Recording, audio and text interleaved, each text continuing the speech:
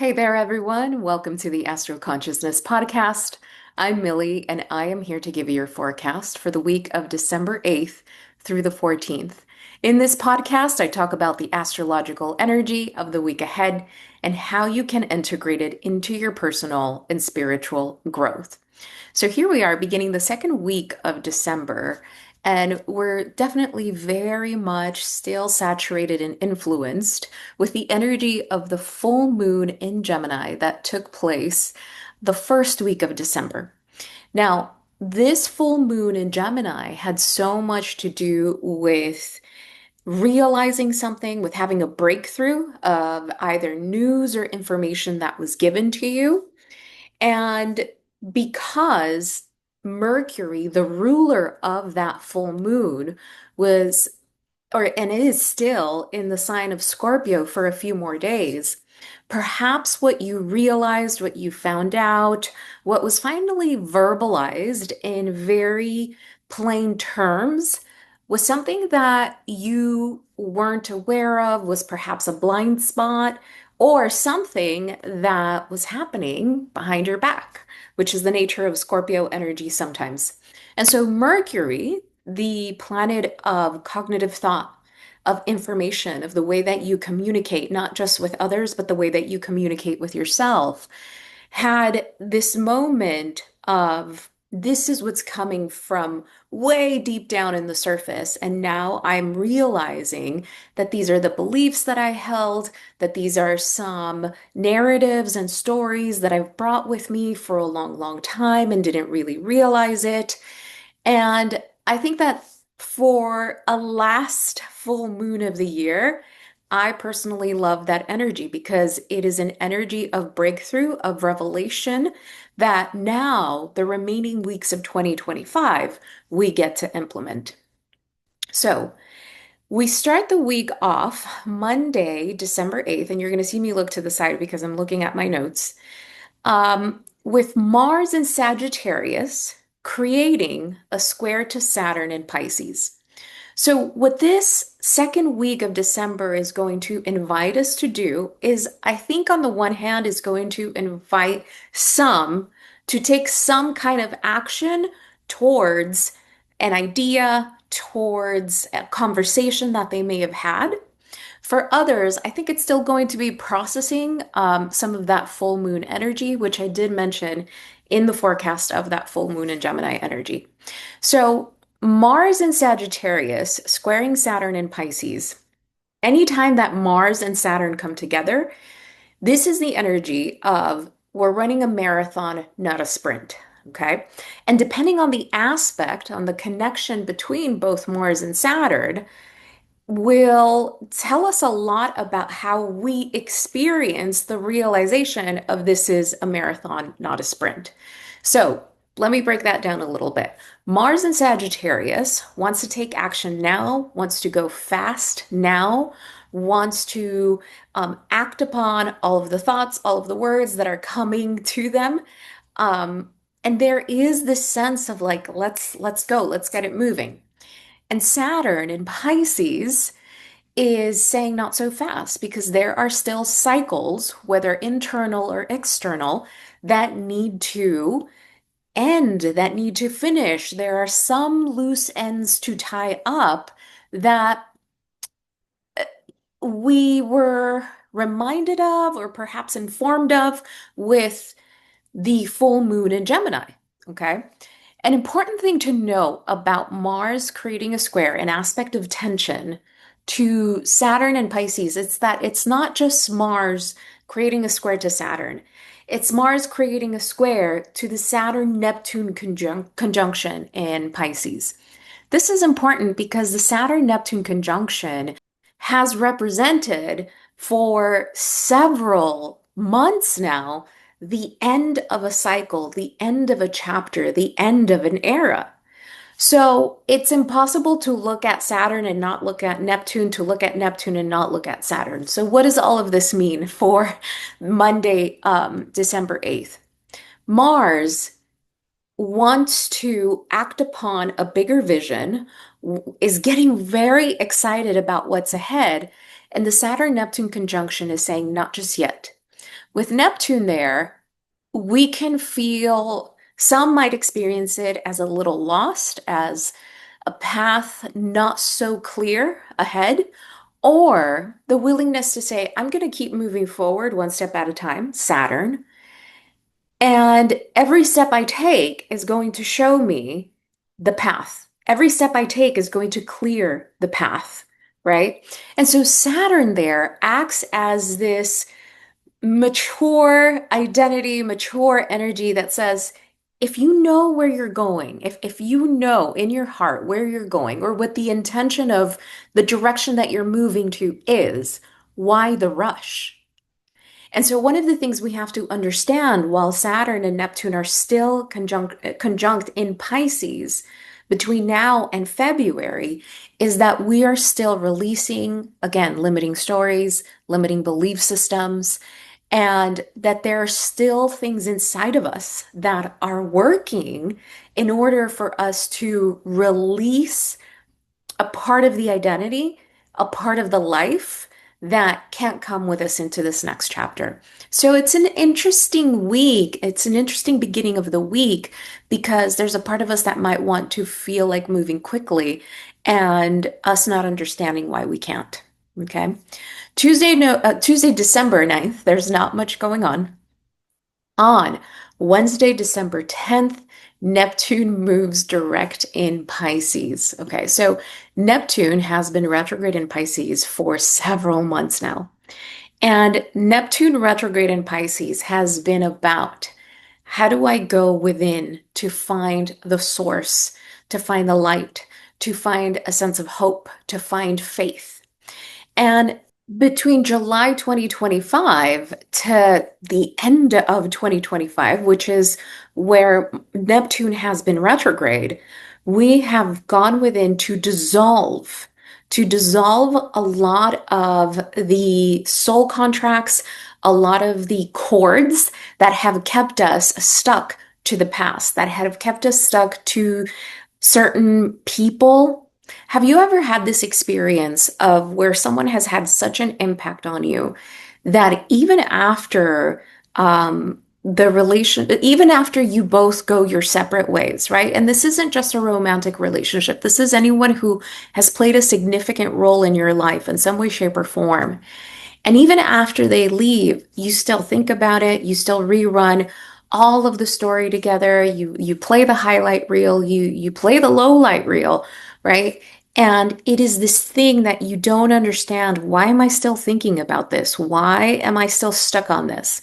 Because there are cords, soul cords that remain tied to one another if we are not willing to let go or to actually do something like a cord cutting ceremony. Okay, Neptune going retrograde between July 2025 and December 2025 has been greatly about going within and checking where we still have some soulful cords out there tied to something or someone or some people or some situations or some stories that just cannot come with us anymore. And so Neptune going direct, what I think is going to do is that is probably going to bring some clarity around, oh, that's what's been happening. And between December 2025 and February 2026, us really saying, oh my God, in my heart, in my soul, I have really finally cut that cord. I have really liberated myself and released myself. This is especially true because on the same day, on Wednesday, December 10th, Mercury in Scorpio creates a direct opposition to Uranus and Taurus. In last week's forecast for the full moon in Gemini, I said that this was probably the most important aspect of that full moon. And at the time of the full moon, this opposition between Mercury and Uranus was not perfected. They were a couple of degrees off. But here we are, Wednesday, December 10th, where they're exactly at the same opposing degree.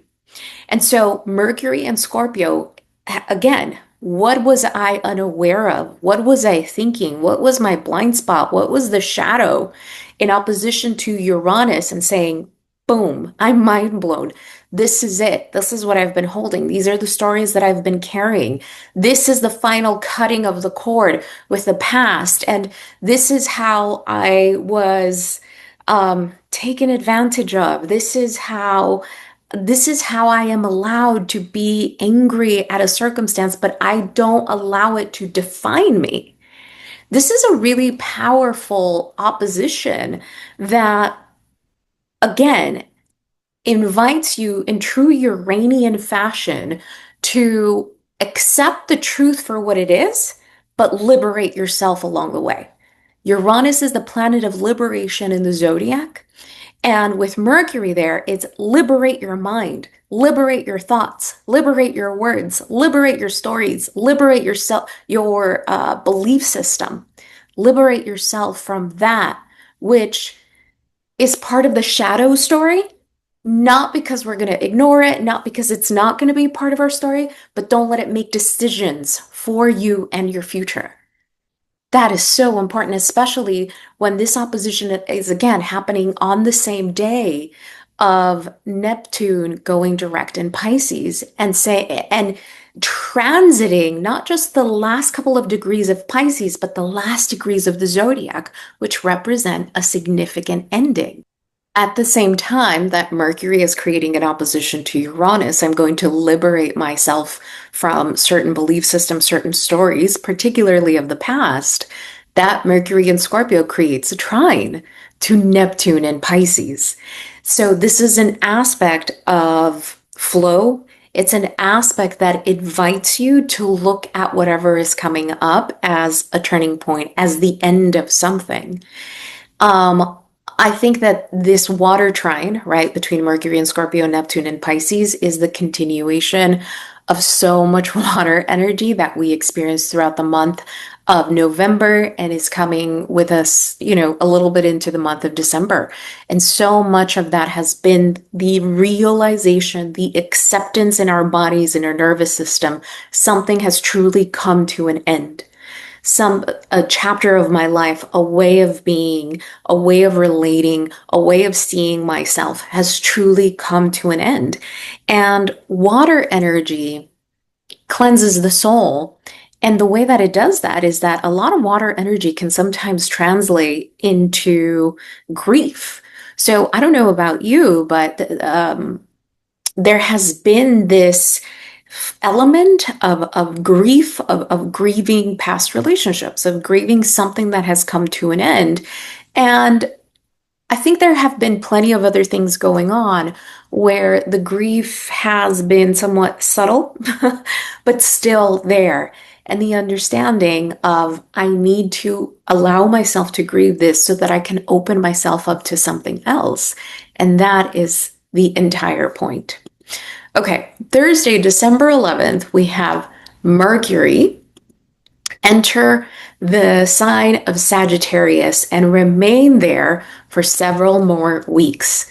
Okay, so Mercury has been in Sagittarius 2 more times, right? 2 previous times, I should say. One in late October, one in mid-November. And this is the final time because of that retrograde, that Mercury retrograde that we just came out of last week. And so this Mercury in Sagittarius is now saying a few things. On the one hand, like I said, in the Mercury retrograde forecast, I invite you to go back and watch that, listen, pay attention to how that Mercury retrograde unfolded for you. Astrology always makes all the sense in the world in hindsight. And so if you go back to that forecast that I did on that Mercury retrograde and compare notes, if you will, of the forecast and your life, you will see how much of it unfolded in your life. And it might help to put some things together. So Mercury in Sagittarius now, Mercury, after having gone to the depths of the shadow, to the depths of meeting parts of ourselves that were perhaps scary, disempowering, There was also this element of determination or recognizing, realizing this next chapter requires a determination that I've never had before. Not because I have to hustle harder or push harder or force harder, but because the determination is about remaining connected to myself, remaining connected to the source within, because that is how I act and do from a place of alignment. And now Mercury in Sagittarius, now with Mercury direct, and after that opposition to Uranus of having this moment of, oh, I get it, this enlightening moment, Mercury in Sagittarius is going to be very excited. We are excited. We're being invited to be excited of the big picture of the future based on what we recognized, what we realized about possibility in November. Now, here's the thing. You have to remember this, and we will learn it along the way. This Mercury in Sagittarius is again inviting us to look at the big picture, the long term, the possibility. Whatever it is that we are moving forward with, it's not going to be done in the way that we've done it before. Whether it's a relationship, a career, a job, life in general, the way that we think about ourselves, it's not going to be the same. And so it's a bit of a learning curve, okay? On the weekend of the 12th through the 14th, we have Mercury in Sagittarius create a sextile to Pluto in Aquarius. We've had this sextile before because of the Mercury retrograde and Mercury going back and forth. And so again, late October, mid-November, beginning now the last sextile between Mercury and Sagittarius and Pluto in Aquarius is the weekend of December 12th, 13th, and 14th. And so what does this mean? It means that at the end of October and through the month of November, we got really excited about something. We discovered something new, or we went for something. We said, I'm going to give this a shot, or I'm really going to think about moving forward with this. And we may have tested it. Mercury retrogrades are a great time to test things. This time around and this week brings a lot of clarity around, okay, this is either going to move forward or not. And we're going to recognize this has legs, this does not have legs, right? It's an incredibly empowering aspect between the way that we think and Pluto, which is the planet of transformation, the planet of the shadow, the planet of death and rebirth. And in Aquarius, it's about, I am really excited about this thing, this big picture, and this is how I imagine it and feel empowered of it looking in the future, Aquarius. And so I know that this is the end of the year for people, for all of us, right? And this is the time when people tend to wind down. I don't know. I don't know that this is necessarily the time to wind down if you have something that you're looking forward to. One of the things that I've been sharing with people in the 2026 year ahead forecast and readings is the first 6 weeks of 2026 are so supported by action being taken towards something that is in alignment with you and important with you. And it really is beginning the preparation for that in December. And this upcoming week is really lovely for that. Okay. On Sunday, December 14th, we have the last square between Mars in Sagittarius and Neptune in Pisces. Okay, so like I said, that square between Mars and Neptune is active all week long, but it perfects on Sunday. What does that mean? Mars and Neptune, it's especially at a square, is not seeing clearly ahead. A lot of times in the zodiac, Mars square Neptune is associated with like drunk driving, for instance, or being inebriated. You are taking action towards something that is nebulous, right? So there is something about the road ahead that can still feel that way. But remember, this is about taking one step at a time. That's what Saturn reminds us of. Saturn is saying, this isn't a sprint, this is a marathon. So why hurry?